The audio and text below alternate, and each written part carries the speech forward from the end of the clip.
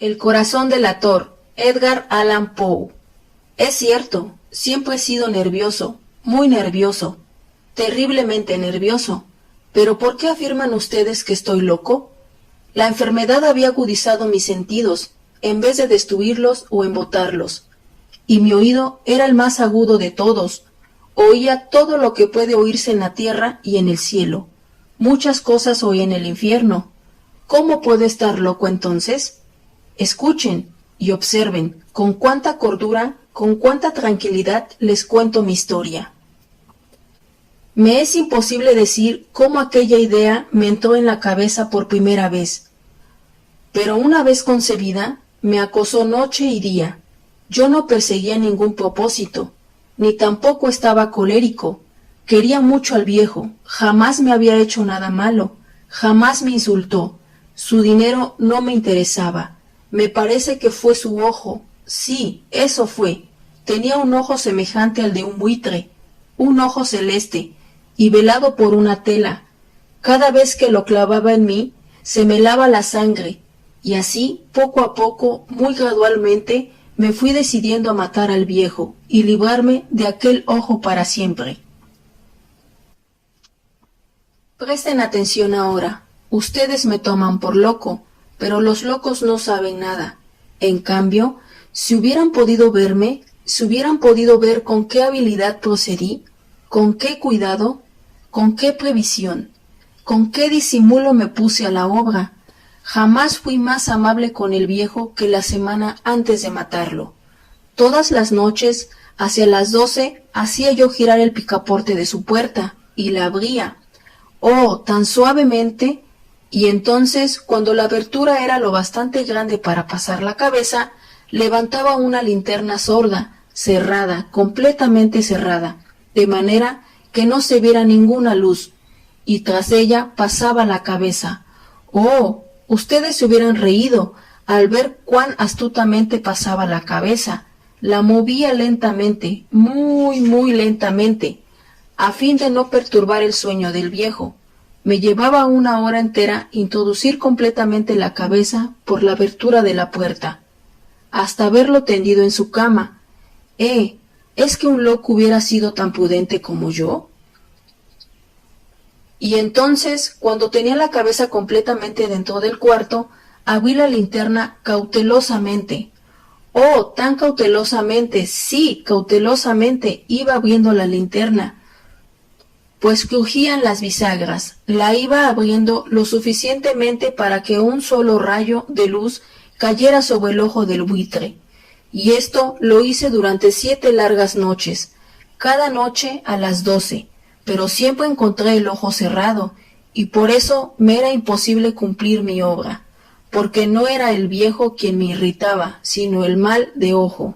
Y por la mañana, apenas iniciando el día, entraba sin miedo a su habitación y le hablaba resueltamente, llamándolo por su nombre con voz cordial y preguntándole cómo había pasado la noche. Ya ven ustedes que tendría que haber sido un viejo muy astuto para sospechar de todas las noches. Justamente a las 12 iba yo a mirarlo mientras dormía. Al llegar la 8ª noche, procedí con mayor cautela que de costumbre al abrir la puerta. El minutero de un reloj se mueve con más rapidez de lo que se movía mi mano. Jamás antes de aquella noche había sentido el alcance de mis facultades, de mi sagacidad. Apenas lograba contener mi impresión de triunfo, pensar que estaba ahí, abriendo poco a poco la puerta, y que él ni siquiera soñaba con mis secretas intenciones o pensamientos. Me reí entre dientes ante esta idea, y quizás me oyó, porque lo sentí moverse repentinamente en la cama, como si se sobresaltara. Ustedes pensarán que me eché hacia atrás, pero no, su cuarto estaba tan negro como la pez, ya que el viejo cerraba completamente las persianas por miedo a los ladrones.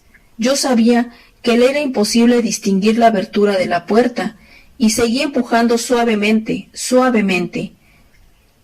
Había ya pasado la cabeza, y me disponía a abrir la linterna, cuando mi pulgar resbaló en el cierre metálico y el viejo se enderezó en el lecho, ¿Quién está ahí? Permanecí inmóvil, sin decir palabra. Durante 1 hora entera no moví ni un solo músculo, y en todo ese tiempo no oí que volviera a tenderse en la cama. Seguía sentado, escuchando, tal como yo lo había hecho, noche tras noche, mientras escuchaba en la pared los taladros cuyo sonido anuncia la muerte. Oí de pronto un leve quejido, y supe que era el quejido que nace del terror. No expresaba dolor o pena. ¡Oh, no! Era el ahogado sonido que brota del fondo del alma cuando el espanto lo sobrecoge. Bien conocía yo ese sonido. Muchas noches, justamente a las 12, cuando el mundo entero dormía, surgió de mi pecho, ahondando con su espantoso eco los terrores que me enloquecían.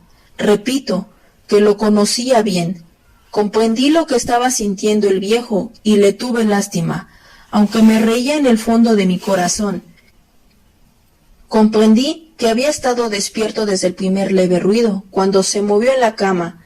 Había tratado de decirse que aquel ruido no era nada, pero sin conseguirlo, pensaba, no es más que el viento en la chimenea, o un grillo que chirrió una sola vez. Sí, había tratado de darse ánimo con esas suposiciones, pero todo era en vano,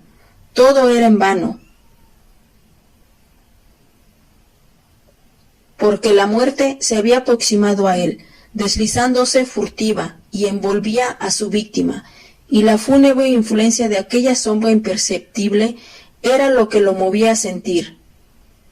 Aunque no podía verla ni oírla, o sentir la presencia de mi cabeza dentro de la habitación. Después de haber esperado largo tiempo con toda paciencia, sin oír que volviera a acostarse, resolví abrir una pequeñísima ranura en la linterna. Así lo hice. No pueden imaginarse ustedes con qué cuidado, con qué inmenso cuidado, hasta que un fino rayo de luz semejante al hilo de la araña brotó de la ranura y cayó de lleno sobre el ojo del buitre. Estaba abierto de par en par, y yo empecé a enfurecerme mientras lo miraba. Lo vi con toda claridad, de un azul apagado y con aquella horrible tela que me helaba hasta el tuétano, pero no podía ver nada de la cara o del cuerpo del viejo,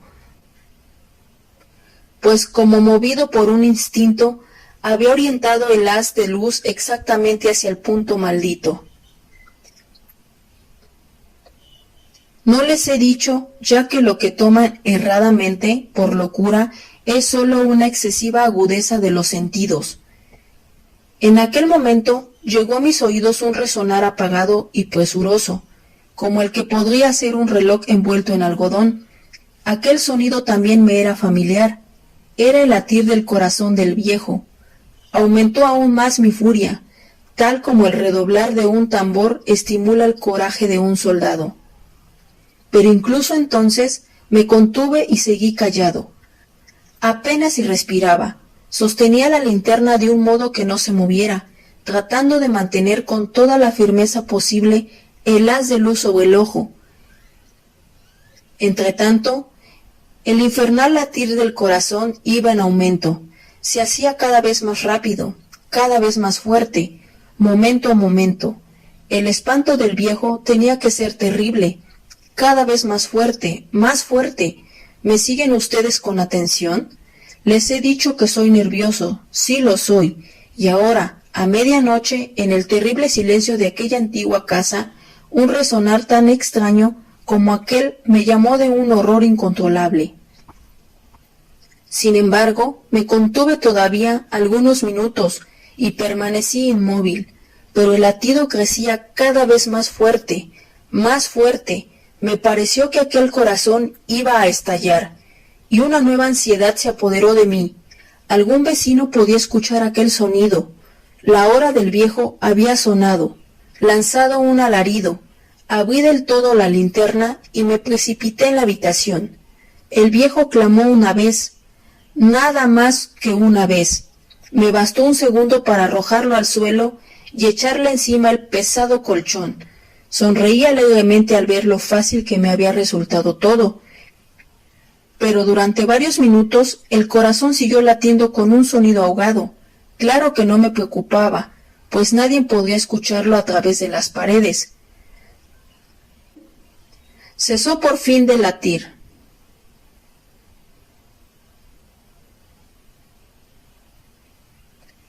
El viejo había muerto. Levanté el colchón y examiné el cadáver. Sí, estaba muerto, completamente muerto.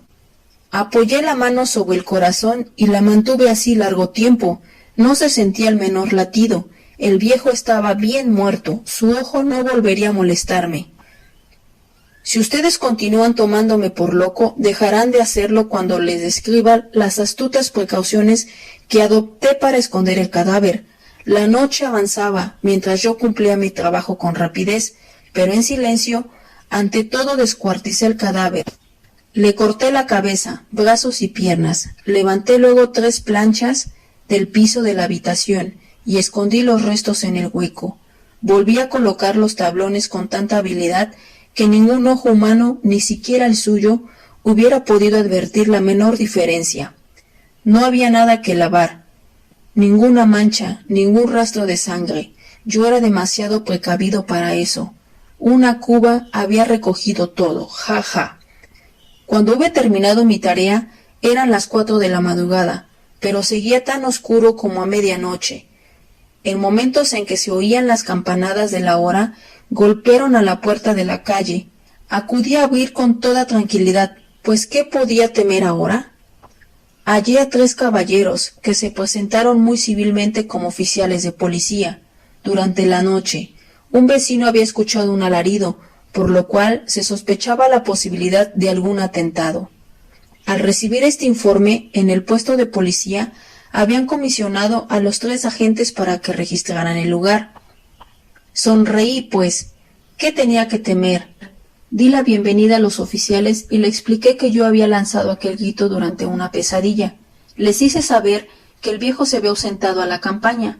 Llevé a los visitantes a recorrer la casa y los invité a que revisaran bien. Finalmente, acabé conduciéndolos a la habitación del muerto. Les mostré sus caudales intactos y como cada cosa se hallaba en su lugar.